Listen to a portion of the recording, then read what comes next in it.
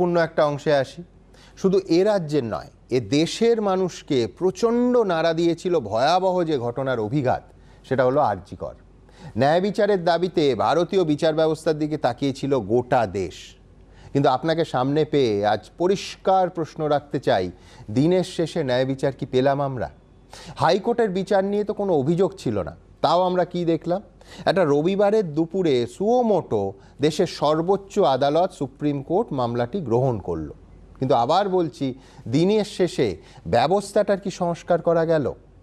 কতটুকু ন্যায় বিচার পাওয়া গেল? আপনি বলুন, এই প্রশ্নটা তোলা জাস্টিস বসু কি অপরাধ? দেখুন, এটা আমার একটা নিজস্ব অ্যাসেসমেন্ট। ভারতীয় বিচার ব্যবস্থার স্বাস্থ্য এই মুহূর্তে খুব ভালো যাচ্ছে না। আচ্ছা, আপনি যে পার্টিকুলার একটা মামলার রেফারেন্স দিচ্ছেন, সেটা নিয়ে দেখুন, বিচারকরাও তো নিজেদের মধ্যে অনেক রকম কথাবার্তা বলেন। দেখুন, সেটা নিয়ে কিন্তু এই ব্যবস্থা এই যে আমাদের যে ফেডারেল স্ট্রাকচার, তাতে হাইকোর্ট কিন্তু সুপ্রিম কোর্টের ইনফিরিয়ার কোর্ট নয়। আচ্ছা, এটা এরকম নয় যে সুপ্রিম কোর্টের সুপারিনটেন্ডেন্টস পাওয়ার হাইকোর্টের উপরে আছে। দেখুন, কি প্রেক্ষিতে একটা মামলা চলছে, কোনো পক্ষের কোনো অভিযোগ ছাড়া সেটা দিল্লি সুপ্রিম কোর্টে দিল্লিতে চলে গেল। অ্যাটলিস্ট এটা আমি আমার ক্ষুদ্র বুদ্ধি দিয়ে ব্যাখ্যা করতে পারবো না। কিন্তু এই ব্যবস্থাটা যদি চলতে থাকে, সেটা আমি আবার বলছি, এটা কিন্তু বিচার ব্যবস্থার স্বাস্থ্যের পক্ষে ভালো নয়।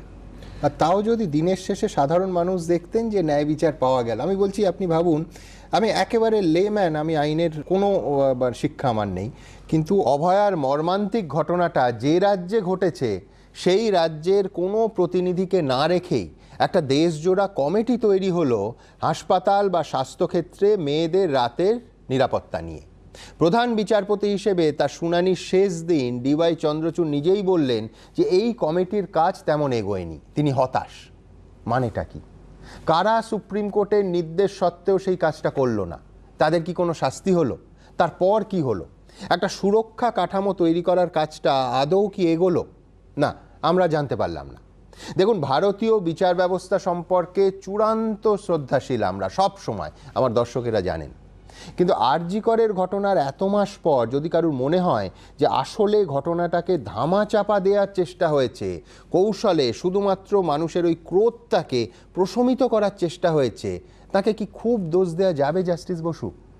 দেখুন, আপনি যেভাবে বিষয়টা দেখছেন, সেটা এই ওপিনিয়ন ফর্ম করতে গেলে যে ইনফরমেশনগুলো থাকা দরকার, সেই ইনফরমেশনগুলো আমার কাছে নেই। কিন্তু আপাতভাবে যে ব্যাখ্যাটা আপনি দিচ্ছেন, সে ব্যাখ্যাটা খুব অযৌক্তিক নয়। তাহলে দায়িত্ব এসে পড়ে কার উপরে? সেই বিচার ব্যবস্থার উপরে, যে অনাস্থা বা যে এটা ডিসস্যাটিসফ্যাকশন তৈরি হচ্ছে, সেটা ইরেজ করতে দায়িত্ব কিন্তু এসে পড়ে আবার সেই জুডিশিয়াল সিস্টেমটার উপরে।